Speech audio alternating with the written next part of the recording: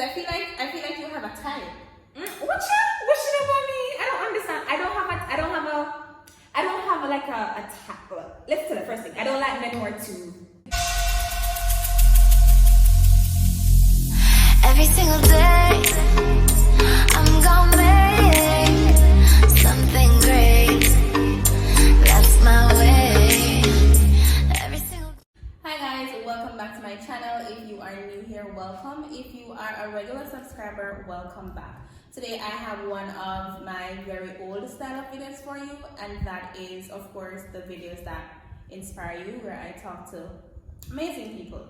And with me this evening is one of the most amazing females I know, one of the most outstanding students at UWI. And her name is Christina Williams. She is past guild president of this institution, UWI Mona. Hi Christina, how are you? Thank you so much for having me, Kim. I don't know why she boosts me up so I'm not gonna stop what this. First of all, she's very, very humble with her outstanding. I don't know about those descriptive words. Christina, you are everything I just said. Just to get started, we're going to play it a game. Oh, this or that. So you tell me which one you would rather. Okay. Beach or river? Beach. Juice or water? Juice. Tall or short? In what? Tall. Natural or additives? I think both. Both? Yeah. Natural additives. Okay. So more on the leadership side now. Would you rather to give one student a full scholarship or a few students a grant? It's a good question. I would say few students a grant that need that additional amount just to be able to be registered. Okay. Final one. Would you rather be guild president for 3 years and just be an okay guild president, or be a guild president for 1 year and do excellently? I think you already know that option. I already know the answer for that one. 1 year, excellence. Okay. Alright, so let's get into the video. Tell us 5 words to describe Christina. Foodie. Foodie, love my belly, but I don't like to cook. Passionate. I'm very passionate about the things that I care about, and you can see that coming out in how I dedicate my time. I love, I don't know what's the word, maybe you can help me out because you're a literature girl. I love knowledge, I love to learn new things, so I'm always seeking. So that's 3. 4, charismatic. I think I pull people in when we feel like it. I think so too. And I think the final one is humanitarian. Good. Humanitarian. I was listening out for something like that. I really was. Alright, so I don't know much about you. I know for sure that you attended Titchfield High School. Yeah. Does that mean that you were born and raised in Portland? Yes, very much so. Country girl, proud country girl from rural Jamaica, Portland, as you said. So I grew up with my daddy, right? Big up Phantom. I grew up with daddy and my grandparents, and they were the ones who really helped to mold the younger Christina. I'm very grateful that I grew up in country. I think I grew up in an environment where I was taught to remain rooted, but still have my head in the clouds about things that I could accomplish. And no, I didn't grow up with a mother. It was just my daddy who acted as both mother and father. But I think that also helped because, one, I learned that black men can be good. It's funny, on Twitter now everybody's like men are trash, and everybody's like, black men, they either beat you or they're something bad about black men. But I have a great example of how black men can be and how they ought to be. Right. And he also, I think my father is the first male feminist I've ever met. My father was the first person who said to me, there's nothing wrong with a woman on her period. You understand? I know I don't know if this is too extra for the no, YouTube. be extra. We like extra. Right. I remember when I had my period the first time and I messed up myself. And you would think that, I would run and hide because, you're the host of the daddy. And no, my father said, take off the clothes, give me for the go to door. Because, we do at the time, we never had an inside bathroom. You know, we never had those inside amenities. I grew up in poverty. And they carry out a door and they wash it out and put it up and hang it out and everything. And then they talk to me and they say, you know, you can talk to your auntie and your grandmother about sanitary napkins and stuff like that, how to use it. But he was the first one who gave me the talk about periods, and the first one who knew that I had my period. So I was always, because of my upbringing in country, because of my upbringing with my father, I grew up in a very safe space. I knew how to handle myself in a space that was dominated by men. Regardless of not having a maternal figure. Exactly. So, well, I did have maternal figure in the sense of my grandmother. Right. And then later on, my stepmother came on the scene. But in the earlier years, it was just my daddy and my grandparents. But it was really, I think it was really a good start. Yes, admittedly, I won't say it was perfect, and I would have liked to have my mother there. I would say that. But when I think about what the alternative could have been, I think I'm truly blessed. What do you think would have been different if you had her around? Well, we can only speculate, you know. You can never really be sure. Maybe, I guess when the whole menstruation thing would have happened, maybe it should have been the one I would have ran to instead. But we can only speculate. We can only speculate. I can only say I'm grateful for what I had and what I continue to have because of relationship with my father. Okay. Before UWI, so high school, primary school, during those times, what would you say was the most defining moment? I don't think I had a most defining moment. I think I had a multiplicity of defining moments for each stage of my life. In primary school, there was a lady there, Miss Lewis. I don't know if she will ever be able to see this. Maybe she will, who to tell. Big up yourself, Miss Lewis, if you're watching this. She took me, she mothered me. And you know, I never had a mother, as I tell you. Yeah. So she mothered me in a way where she looked out for me more than just as a student. And she believed in my voice. She believed that my voice was important and that I should utilize it in spaces. And so she was the one who said to me first that you need to get into debating. So I became a national students debater at the primary school level from I was going to grade 4. And I think that's where probably my advocacy blossomed. For high school, once again, a group of women poured a lot into me. So there was Miss Stitcher, there was Miss Adams, there was Miss Thompson, and once again, you're seeing this, how you put it now, this thread coming out of people pouring into me. They supported me a lot, and they once again believed that I could achieve whatever.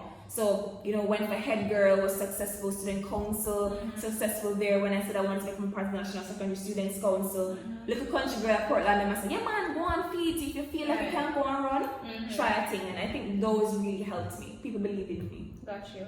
Alright. Now, guild elections are very close. Yes. I want to talk a little bit about your university experience largely. So in first year, that's where I met you, and I remember quite vividly, and I've told a few people this one story. So I think we were coming from a cricket match, I think, and we lost the match. At that time, RDX was our hall chair. Right? So we met under the big tree, and RDX was, you know, talking to us, trying to motivate us, I guess. Of course, he expressed how disappointed he was, and then the freshers, we were also disappointed, so we were all like, you know, sad. And I remember Christina said, we can do this, or whatever it was that quote was on the book. You said that to all of us, telling us that we can do it, and this is not the end, and we can come back from this. And I'm like, okay, like you just said it. Nobody acknowledged you. You didn't raise your hand, nothing. You just said it. It's interesting. I don't remember that, but I said like you just said it. Like you were just like, yes, unity, strength, and we can do this, and da da da da da. I'm like, what the? Who is this girl? And that's when I realized that there was something special about you. And then you started taking on you. Tell us about that. In first year, I think that was the year you ran for guild secretary. Right. How was that? So, and you were a rookie, you ran against another person with your name, Christina. Yes, and who was already on the guild at the time. Right. Funny. I think Taylor helped a lot in my journey, in the sense that when I just came in, everybody, it was like you came into a birthright. You came into, you were entitled to some form of glory, some kind of, like a legacy was there for you, just needed to build on it. I think that really helped me. So I went into this space feeling like, well, listen, blood light is always right, so you can't talk to me. So that really helped. But aside from that, I've always wanted to serve students. I've always been serving. I did come into service from I was 9 years of age back in Portland. I'm at university years later. I still had that burning to serve. Admittedly, I never came to UWI wanting to be a part of the guild. Interesting. No, because I came here already doing a lot of work outside, and I was like, I don't need to go to the guild, But when I was here, I was like, listen, the guild is where it's at. You could really do a lot of work if you're a part of the guild. And I was like, why would I criticize the guild if I am not going to put myself forward? I don't believe in hypocrisy. And so I said I need to put myself forward and stop one of the people on the side like, oh, the guild not whatever. I must wear a red shirt. I need to put myself forward. And I did. And it was difficult, as you said, I was a rookie. But once again, I think people believed in me, and the messaging was around the taking back the guild. The guild needs to belong to students once more. Not some people up and down a red shirt and you're like, separate. Not separate. We are all equal. So there was a heated moment in the debate when your opponent, that's what you call it, when your opponent said that. Oh, that was the pageant girl. That. Yes, because I've done a few pageants. Ducks, walked off a duck's back, to be honest. And the reason why was because before I went into the debate, I got a real breakdown, a real thrashing from my campaign manager, Montel Bigger. He said to me, listen, expect the worst. And he literally said all the terrible things you could think of to me, as in to say, okay, listen, them say you're chat enough, them say you're enough, them say you're whatever, and he listed out everything. And like I was tears came to my eyes, right? Also things that when people talk about me said, he said everything to me. And I myself, then where are they going to know? So by the time I went to the debate and she had talked about pageant, I already heard that, I already ball it out, I already pray it out, I already talk it out of me. And so I just responded in the way to say, yes, I am a pageant girl, but along with pageantry, I have done national service to my country. And I think that was what really set me apart in that election going forward. It was like, oh, so the girl actually out there work. So you felt like at one point she was ahead of you in the streets? Well, I felt it definitely was ahead of me. In fact, while at Taylor, there were people actually were supporting her initially because they never even knew I was running. That just show you how far back in the race I was. They were like, yeah, run, but we don't see nothing because my post for them come out late. Everything come out late, and people were like, yeah, bro, this is probably like a week after campaigning starts. But something for you, Kim, it can't be unfair for you. True. Then after that, as a secretary, you went on to the big league. Yes. And you ran for guild president, not even vice president. You went straight for the throne. You went for guild president. And not just that, but you were running against big heads. Yes. And I'm sure you know what I mean by that. Definitely. How was that for you? How did you feel? Did you feel intimidated at any point? You were running against hall chair and you were running against a treasurer, I believe? Vice president. Oh, wow, vice president. How was that for you? Alright, I have to give you a little tiny bit backstory to answer that question. So I was almost deregistered from UWI. When the policy just was just reestablished that they're gonna have deregistration, I was almost deregistered, and I got funding on the spot from UWI because my government got begged them to keep me, and they supported me financially for that year. And I remember when I came back to hall and I was in my room on Taylor, a spirit was in me saying, what are you going to do to help others? And I'm like, what do you mean? After I done a ball, I want to look at money, if you got to think about other people now. I said, what are you going to do to help others? Because the truth is that I was able to walk and ask for the money. Not many students could have done that for themselves. But they're not empowered, they don't know where to go. There's different reasons why they wouldn't be able to do it. And I was like, how can I help students? And this was like October of the year before, October 2018. So by February 2019 came around, it was just, I didn't want to run really, But the spirit just kept in me. You have to do something. You have to help these students. You were given a gift through this scholarship that you're never supposed to get, quote unquote. You need to give back. And by the time elections, the nominations, the spirit just kicked me over, just have to apply. And then I think the reason why I was able to be successful wasn't because I was better than the other two candidates. They were both competent in their own right. It was because it was my purpose to serve, and it was purpose to serve during COVID-19. Got you. So it was that the universe conspired to make it happen. Because look at this, Kim. If I was deregistered, I would not be there to be able to run. So scholarship was provided. And then after that, apply, I won because I needed to be here during this time. So everything was connected, even from guild secretary. As I said, what feel can be unfeel. But I based my election, and this is what people probably watching are going to run. I based my content, my messaging, my manifesto platform, whatever you want to term it as, I based it primarily on what students wanted. They wanted to reduce the registration. They wanted the health card policy to be changed. They wanted safety and security. What they wanted. I don't sat in my room and be like, okay, I think you want this. No. I asked. I walked to the university with a very small team. Probably remember, I had the smallest team in the election. True. I walked to the university, knocked on every single door I could until I got ill. My throat became infected. Oh, wow. That is to show you how serious I took that type of connection with students. When the day of election came, the day of debates came, members of my team had to literally just be bringing water, bottle of water, because my throat was just on fire. It was literally It's me getting goose pimples over here from me.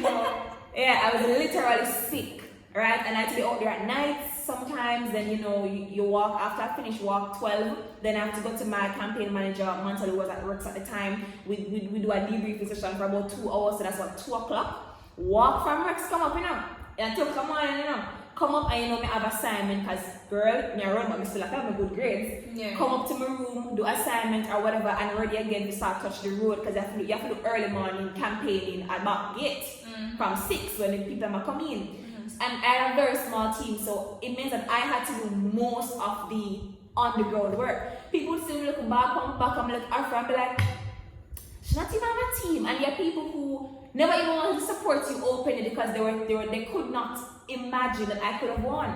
Wow. But I think the debate, once again, the debate. Hold on, before you even talk about the debate, I still didn't answer my question. How did you feel intimidated by this? Oh, definitely. But you see, I felt intimidated to begin with when it was time to submit, or before I submitted. But once I submitted, I'm not a quitter. I've never been. So once I was like, you know what? Is either me gonna win or me gonna lose. And then again, too, it's never difficult. You know why? Nobody expected me to win.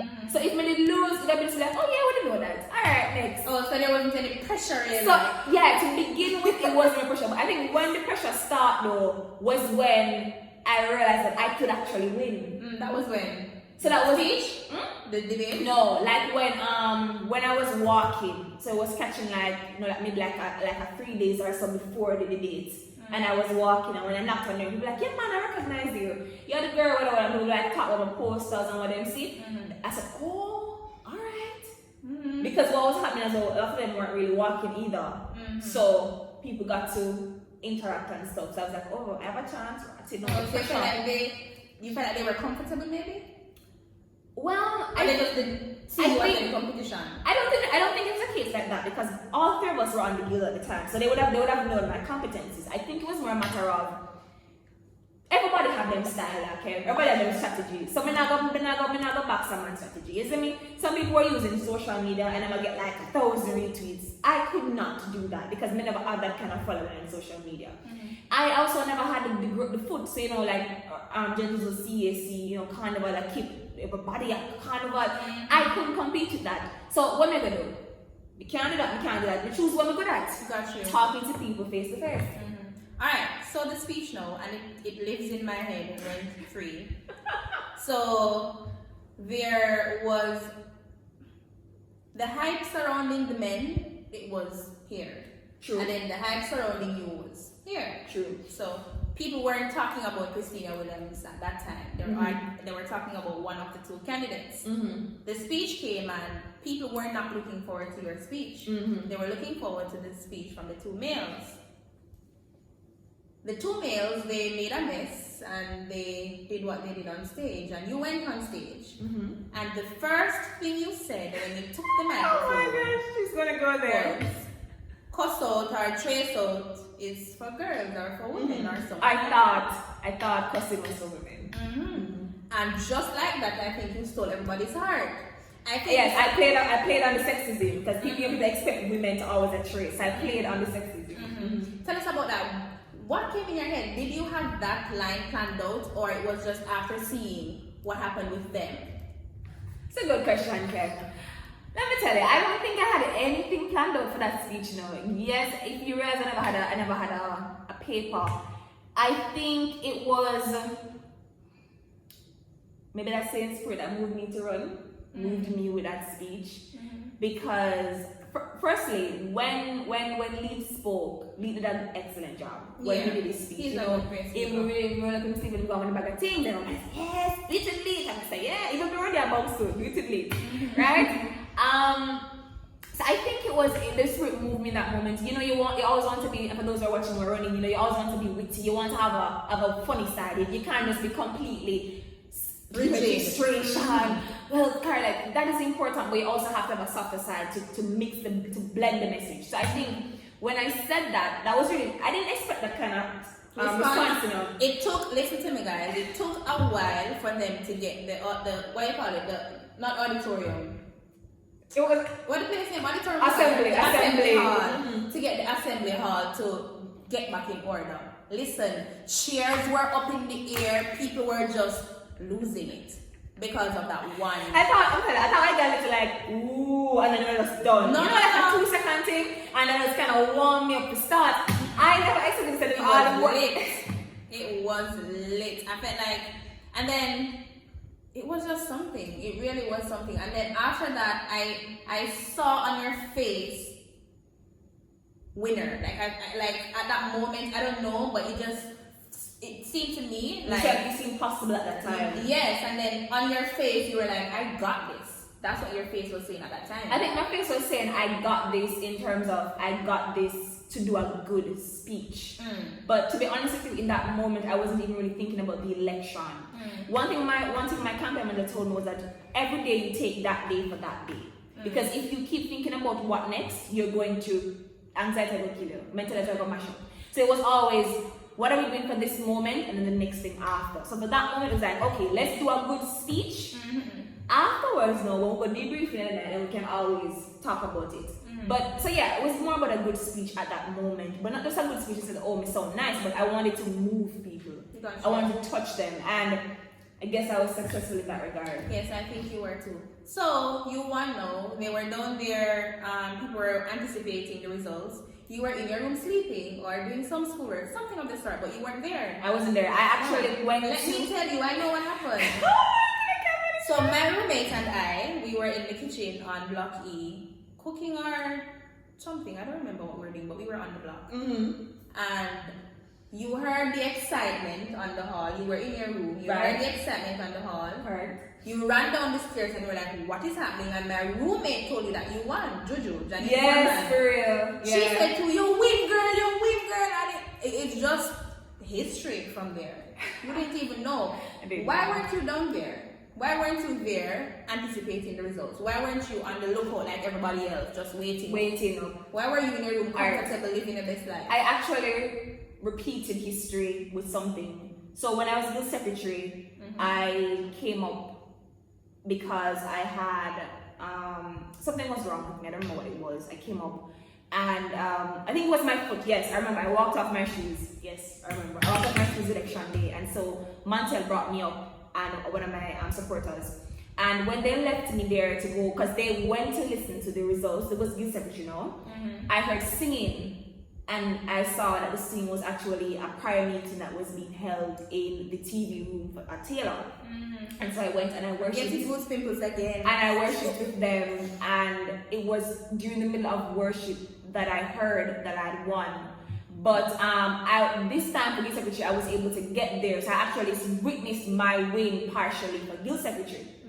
For Guild Presidency, I said to Manta, and Manta said to me, you need to come for presidency. People need to see you, people need to believe you, people need to see you in the room. Don't do the Guild Secretary thing again. I said, you won. I serve a God, you see? And he brought me through, he will bring me through again if it is supposed to be his will. I said, I'm not going down there, I'm going back to prayer meeting. But I was going to prayer meeting by myself. because I didn't expect prayer meeting to be kept again. But guess what? Another prayer meeting was held. Coincidentally, was held at Towers. On Towers, we call it there, so them play, play right courtyard. And I was like, what is God showing me? Because what is the coincidence that the night of election a year later, there's another prayer meeting? And I went out there and I said, I'm going to send them. And then after it finished early, because people went down, people left the prayer meeting and go down. And I went to my room and said, I'm not leaving, I'm staying here and I'm worshiping. And I just like, God, if this is the cup, take it from me. Just like what Jesus prayed when he was on the cross. And no, sir. I was like, whatever it is, your will be done, whatever. And I was there, and it took long. I don't know if you remember. Yes, it was super long, like almost 11 o'clock the night. So I just was wake up back, whatever. And then, as I said, I heard it screaming. But then, we're not going to Taylor Rights in the race. So I thought that maybe they were screaming for other people. Because I came down the stairs now to hear what one. And then, lo and behold. And out of everything that night, I ran to get to Assembly Hall. Never reached Assembly Hall because I saw the swarm of people coming forward. They lifted me up and carried me on the road. And I'll tell you something. I don't think I will ever have another university experience to supersede that moment. Graduation, if you see graduation, graduated for anything, I'll always make you feel nice. But I don't think I will ever. And it wasn't just because I won. Forget the winning. To see hope in people. I felt like people felt that they won the election and not me.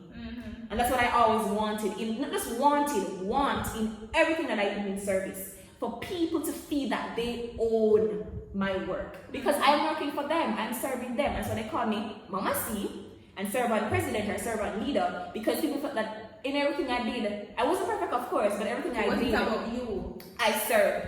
And to see Taylor get a president that they haven't gotten in a few years, of course that really that was big for us. So alright, so you won, you are serving. I want you to tell me one thing that you are most proud of. One of the things that you're most proud of in terms of your accomplishment as president. Yeah. Or your committee, whichever angle you want to take it from. Well, definitely committee because it's not possible without them, or it was not possible without them.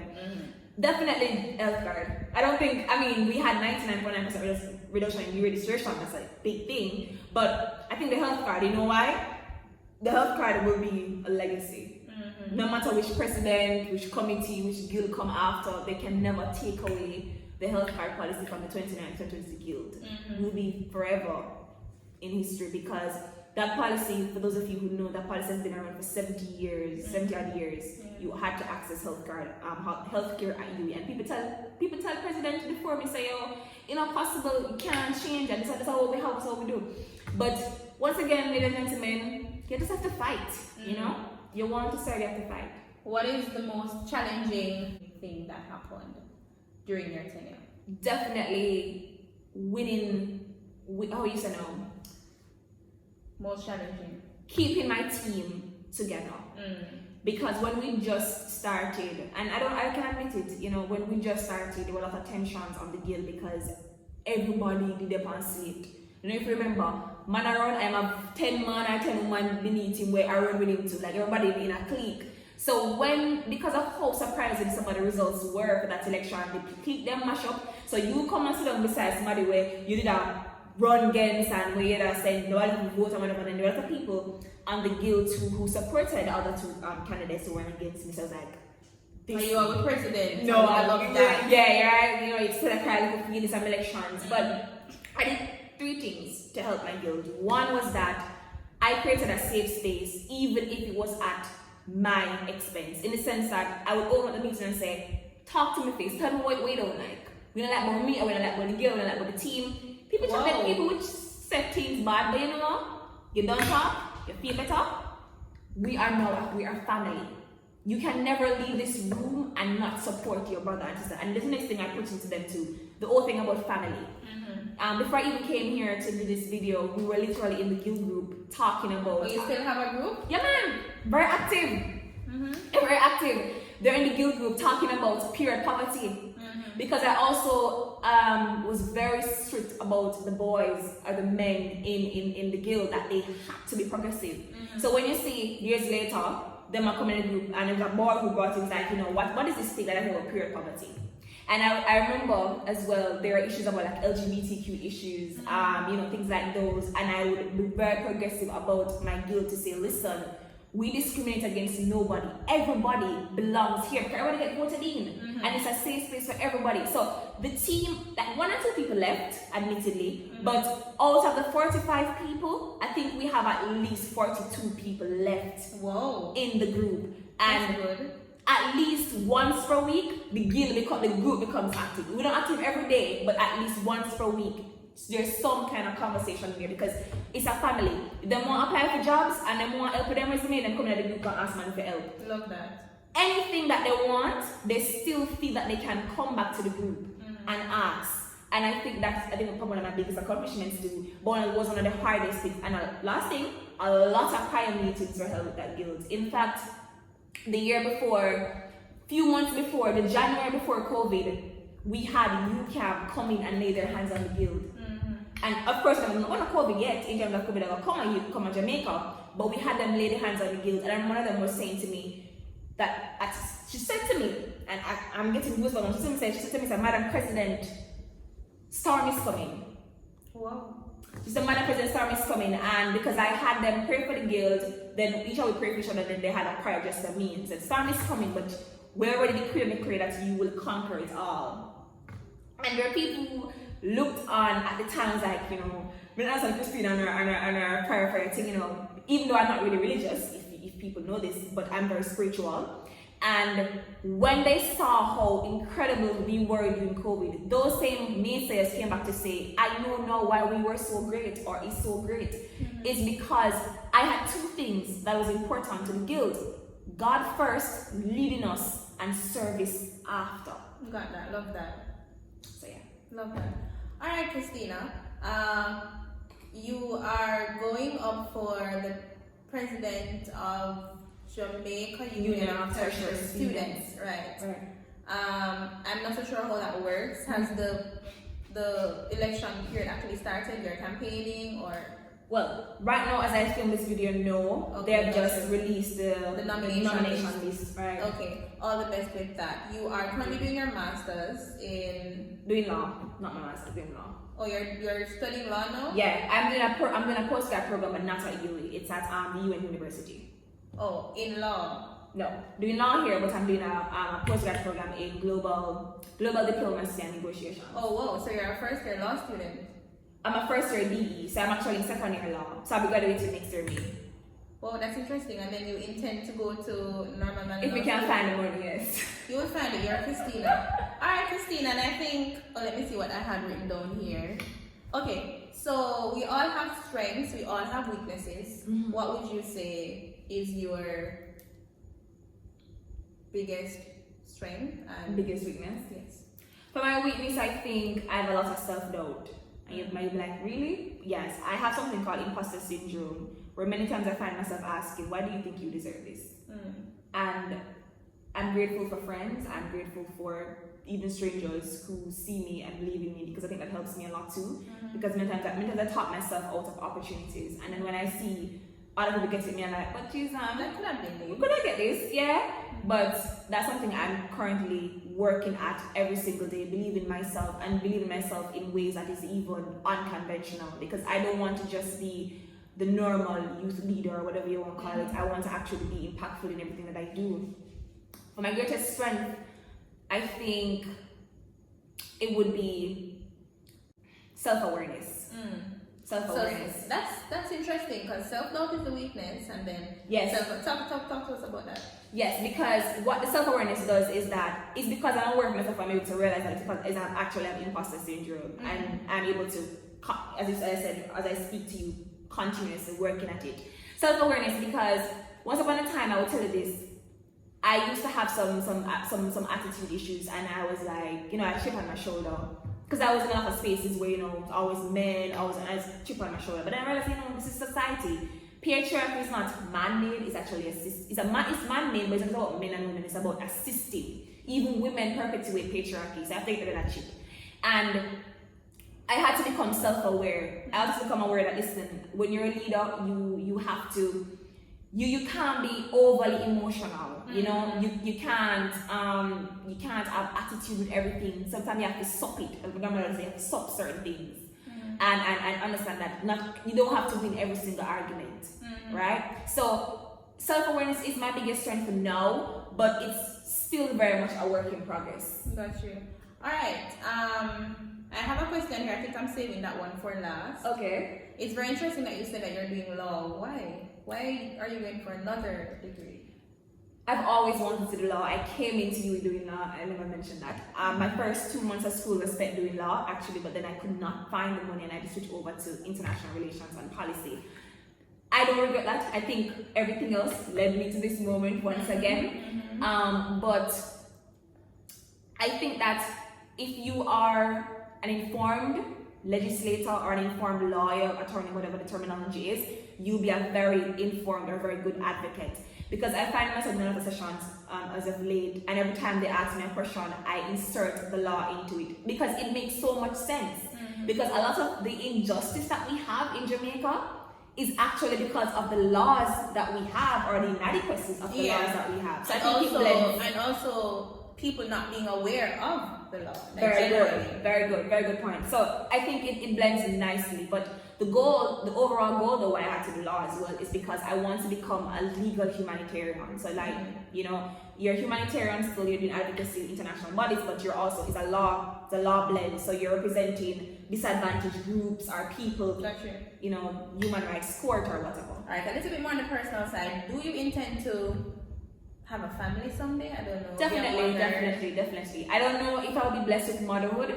You know, pregnancy or babies don't make you a woman. But I don't know if I'm motherhood, but I definitely want to have a family. Definitely want to have a man I can look at and I say, my man this, my husband this, yes, and we'll achieve things together. But not necessarily to be called a mommy. No, I'm saying that I don't know if I'll be blessed with that. I don't love to be. I don't think I want to be a mother, but I think I'm gonna have to mother some nations first. Mother some nations first.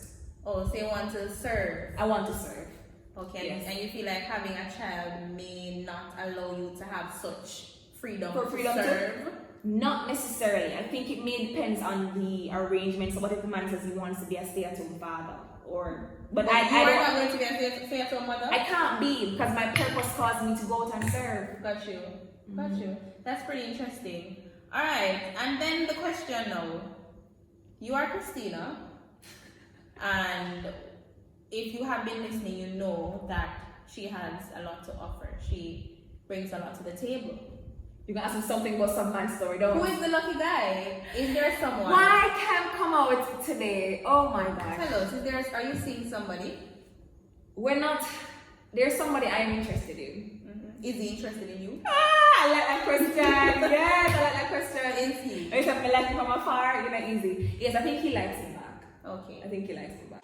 So excited!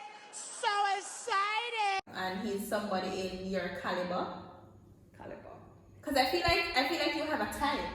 What should about me? I don't understand. I don't have